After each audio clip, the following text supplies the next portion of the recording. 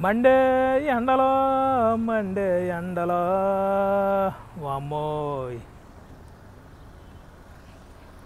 అయ్య బాబోయ్ ఎండలు మామూలుగా లేవు ఫ్రెండోయ్. హాయ్ ఫ్రెండో, నమస్తే, బాగున్నారా? వెల్కమ్ బ్యాక్ మన యూట్యూబ్ ఛానల్ కువైట్ కుర్రాడు. కువైట్లో ఎండలు అయితే మలమల మాడిచేతనాయి పట్టుకుని. అబ్బా అబ్బా అబ్బా అబ్బా అబ్బా, మే నెల కువైట్లో ఎండలు ఎలా ఉంటాయో ఏంటో చూడండి. ఈ వీడియో నేను జస్ట్ ఇప్పుడే తీసి మీ ముందుకి ఒక 5 నిమిషాల్లో అయితే తీసుకొచ్చాను. ఈరోజు మే 10వ తారీఖు 2025. ఈ వీడియో అయితే ఇప్పుడే షూట్ చేశాను.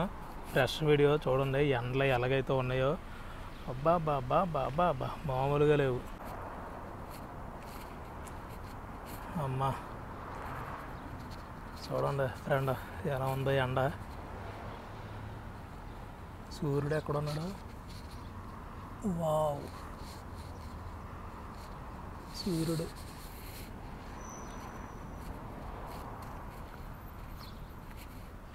చూడండి ఎంత వెళ్తుందో.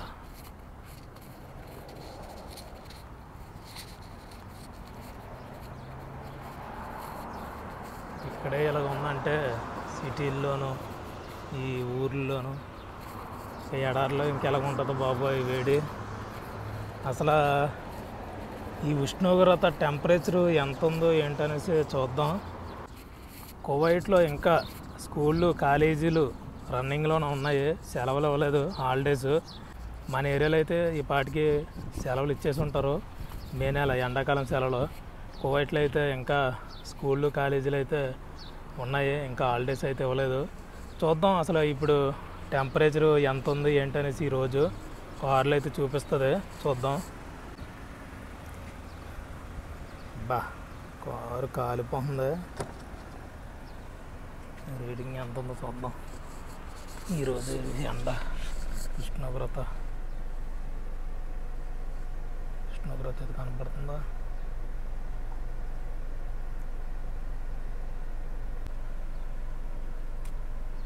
బా, కారు స్టీరింగ్ మాత్రం అబ్బో అన్నం కొండ కాలుతున్నట్టు కాలుతుంది స్టీరింగ్. అబ్బా అబ్బా అబ్బా, కాలిపోతుంది. కారు స్టార్ట్ చేశాను, ఏసీ వేసాను. బా, ఏసీ కూడా వేడిగా వచ్చేస్తుంది గాలి. ఏసీ కూడా ఇదిగోండి చాలా వేడి వస్తుంది. టెంపరేచర్ ఎంత ఉంది ఏంటో చూద్దాం, జూమ్ చేద్దాం. అవుట్ సైడ్ చూడండి, 45 డిగ్రీలు ఉష్ణోగ్రత ఉందో చూడండి. ఎంత వేడి ఉంటుందో, ఎంత డిగ్రీలు అంటే చూడండి, 45 డిగ్రీలు ఉందండి ఈరోజు ఉష్ణోగ్రత. చూడండి 45 డిగ్రీలు ఎండ. చూడండి కారులో నుంచి ఎలా ఉందో. బా, ఎలా ఉందో ఫ్రెండ్ వెళ్తురు చూసారుగా, మామూలుగా లేదు. కాలేజీలకి స్కూల్కి అయితే తిరుగుతున్నాను, చాలా నీరసంగా ఉంటుంది. బా, ఏమి ఎండ కానీ ఈ ఎండలో డ్యూటీలు చేయాలంటేనే బో వాసిపోతుంది, మామూలుగా లేదు.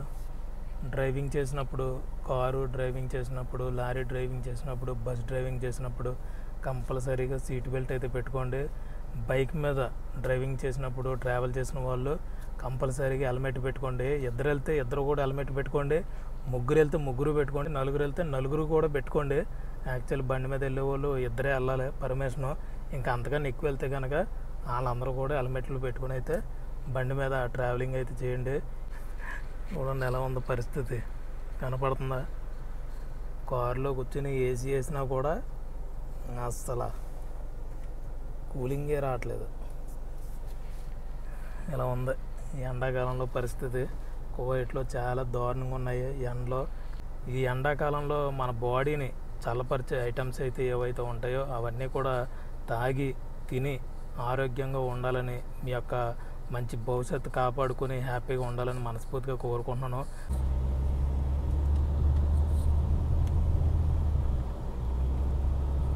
బా, ఇంకా డ్యూటీలు అయిపోయినట్టున్నాయి, డ్యూటీలు అయిపోయినాయో లేకుంటే నాలాగానే మన వాళ్ళు డ్రైవర్లు స్కూల్ పిల్లల్ని కాలేజీ పిల్లల్ని తీసుకొత్తకి వెళ్తున్నారు. మొత్తానికి అందరం కూడా ఈ టైంన రోడ్డు మీద పడ్డాం. టైం వచ్చేసి 1:10 అయింది మధ్యాహ్నం. ఇక అందరి పాటికి నాకు తెలిసి ఇంకా స్కూల్ కాడికి వెళ్తారు. నేను కూడా స్కూల్ కాడికి కాలేజీల కాడికి అయితే తిరుగుతున్నాను. ఎలా ఉందా?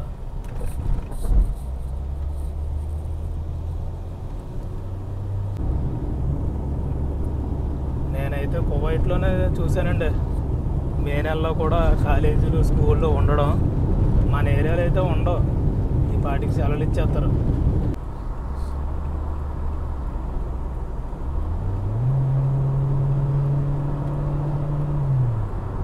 అయ్యి బాబోయ్, పిచ్చి కుక్కల్లా పరిగెడతారండి బాబా. ఏందో కానీ ఇక్కడ డ్రైవింగ్ వాళ్ళతో పాటు మనల్ని కూడా పరిగెత్తిస్తారు. మనం కూడా మనశాంతిగా ప్రశాంతంగా ఈ డ్రైవింగ్ రూల్కి ఎలాగైతే ఉంటాయో ఆ రూల్స్ పాటించి వెళ్తాం అనుకోండి, మనల్ని పాటించనివ్వరు. అదిగో గడ్డుగోలుకి వెళ్ళిపోవాల్సింది మనం కూడా. బే ప్రశాంతంగా నడపనివ్వరు బళ్ళు.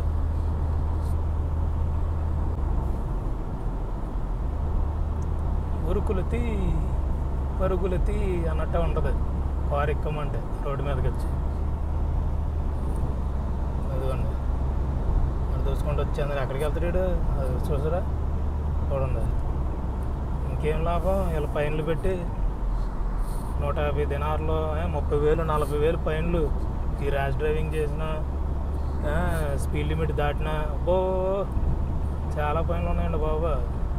ఆ ఫైన్లన్నీ కూడా వీళ్ళు మరి కడతారో మరి ఏం చేస్తారో తెలీదు. పట్టుకుంటే పోలీసులు కార్లో తెలిసి వెళ్ళిపోతారో మరి పర్మనెంట్గా తెలీదు. కానీ ర్యాష్ డ్రైవింగ్ మాత్రం తగ్గలేదు కువైట్లో.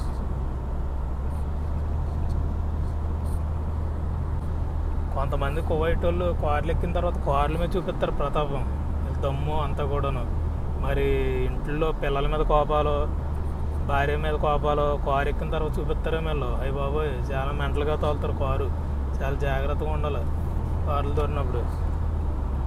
ఇక నాకు ఎక్స్పీరియన్స్ డ్రైవర్ అయిపోయి నేను కూడా పిచ్చోళ్ళగా అయిపోయాను కాబట్టి డ్రైవింగ్ అంటే అదంతా ఏదో నామాత్రంగా నడుపుతాను. నేను కూడా ప్రశాంతంగా నడుపుతానంటే నడపనివ్వరు వాళ్ళు. మనం కూడా అలా తయారైపోవాల్సిందే. కారు ఎక్కామంటే అబ్బో తుఫాన్ కింద మనం కూడా రూల్స్ బ్రేక్ చేయవలసిందే. అలా చేస్తారు వాళ్ళు. ప్రశాంతంగా వెళ్ళినవారు వీళ్ళు. ఎదురా బాబా స్కూలు. ఈ ఎండకే రోడ్లు సరిగ్గా కనపడతలేదు, స్కూల్ కూడా కనపడతలేదు నాకు.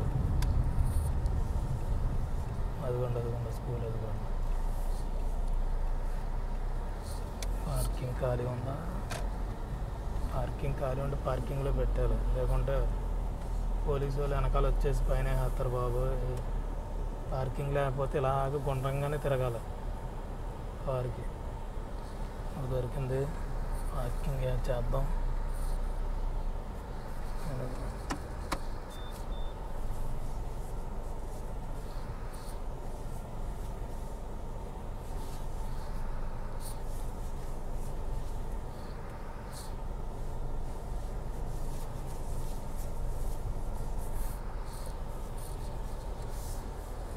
స్కూల్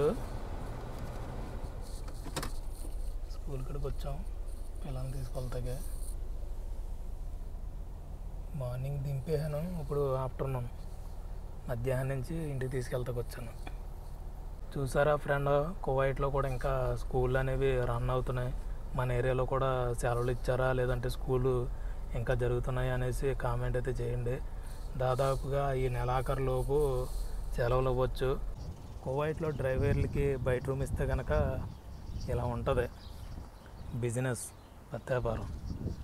ఇప్పుడే స్కూల్ నుంచి పిల్లల్ని ఇంటికాడ దింపేసి రూమ్కి అయితే వెళ్తున్నాను నేను.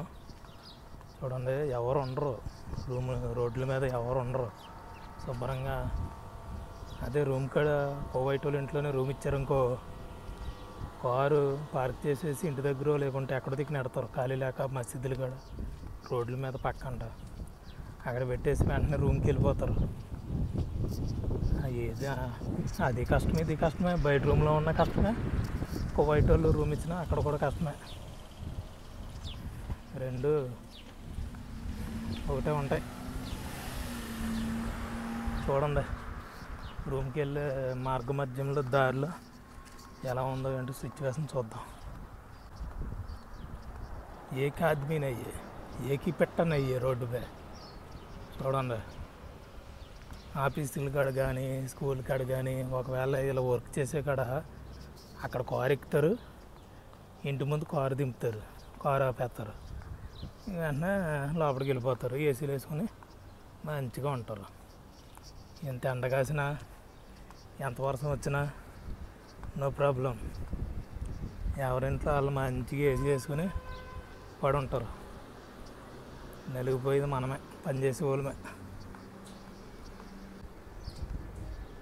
ఇదండి కువైట్లో మే నెల ఎండాకాలం పరిస్థితి. ఇక్కడే ఇలాగుందంటే, ఎక్కడే ఇలాగుందంటే ఇళ్ళ దగ్గర, రోడ్ల మీద, సిటీల్లోనూ మేము వర్కులు చేసే దగ్గర అయితే ఇలాగుందంటే ఇంకా ఎడారిలో సిచ్యువేషన్ ఎలా ఉంటుందో బాబోయ్, ఊహించుకుంటేనే భయమేస్తుంది. అక్కడ గొర్రెల దగ్గర, ఒంట్ల దగ్గర అక్కడ వర్కులు చేసేవాళ్ళు, జాబులు చేసేవాళ్ళు ఎలా తట్టుకుంటున్నారో భయ్యా, హ్యాట్సాప్ భయ్యా మీకు. ఫ్యామిలీ కోసం, కుటుంబం కోసం ఎంతో కష్టపడుతున్నారు ఎడారిలో, కువైట్లోనూ. ఎంత కష్టపడుతున్నారు, కొంచెం వాళ్ళ కోసం ఆలోచించండి.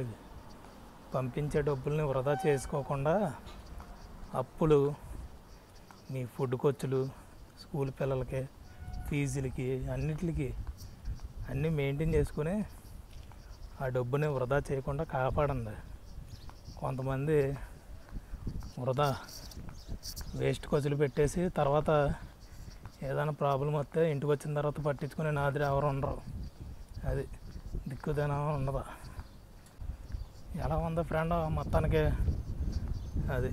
నేను మా కువైటి మేడం గారి ఇంటి దగ్గర రూమ్ లేక నాకు వాళ్ళ అక్క వాళ్ళ ఇంటి దగ్గర రూమ్ ఇచ్చారు, వాళ్ళ చుట్టాల ఇంటికాడ.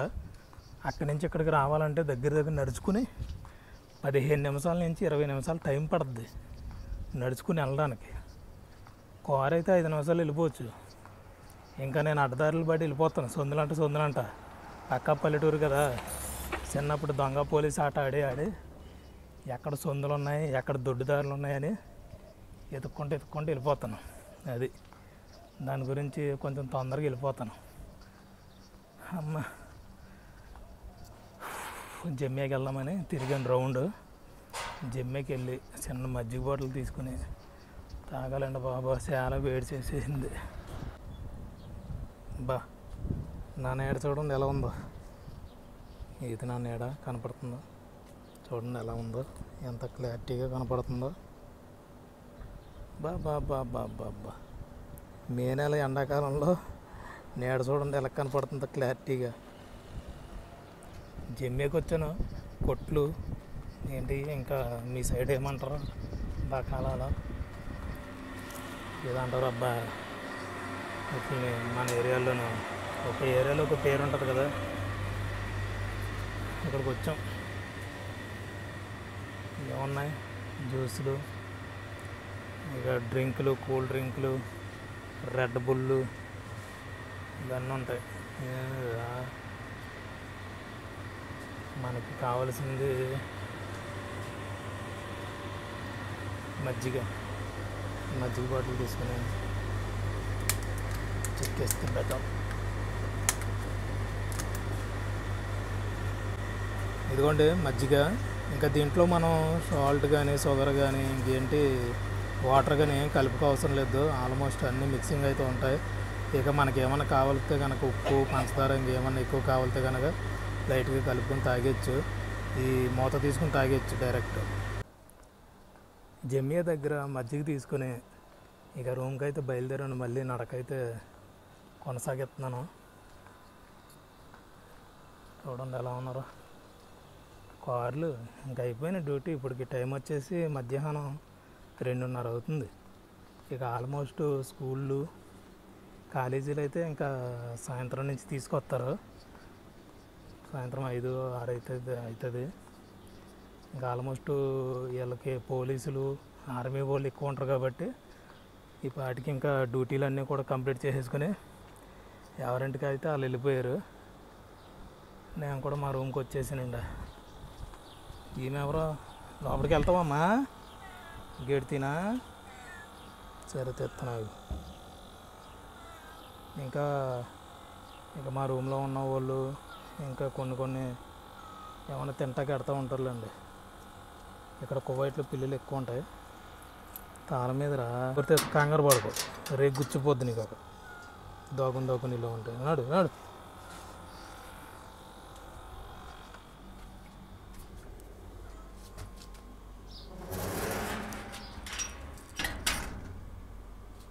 మొత్తానికైతే కువైట్లో ఎండలో ఎలాగున్నా ఏంటో కామెంట్ అయితే చేయండి. నేనైతే మా రూమ్కి అయితే వచ్చేసాను. అమ్మా అయ్యి బాబోయ్, ఈ ఎండలో నుంచి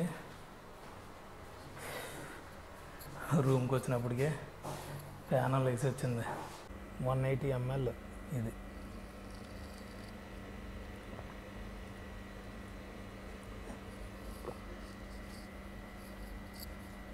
అమ్మ సూపర్ ఉందండి. కువైట్లో ఉన్నవాళ్ళు, గల్ఫ్ దేశంలో ఉన్నవాళ్ళు అందరూ కూడా చాలా జాగ్రత్తగా అయితే ఉండండి. ఎండలో బాగా ముదిరిపోతున్నాయి. 45 డిగ్రీలు, ఇంకా రానున్న రోజుల్లో అయితే 50 డిగ్రీలు కూడా క్రాస్ అయ్యే అవకాశం అయితే ఉంటుంది. మన బాడీని చల్లపరిచే ఐటమ్స్ అయితే ఏముంటాయో, మజ్జిగ, కొబ్బరి నీళ్ళు, ఇంకా ఫ్రూట్స్ అవన్నీ కూడా తిని మంచిగా ఆరోగ్యం కాపాడుకొని ఈ కువైట్ దేశంలో వర్క్ చేసుకోవాలని మనస్ఫూర్తిగా అయితే కోరుకుంటున్నాను. మరో స్పెషల్ లాగ్తో మళ్ళీ మీ ముందుకు వస్తాను. బాయ్, జై హింద్.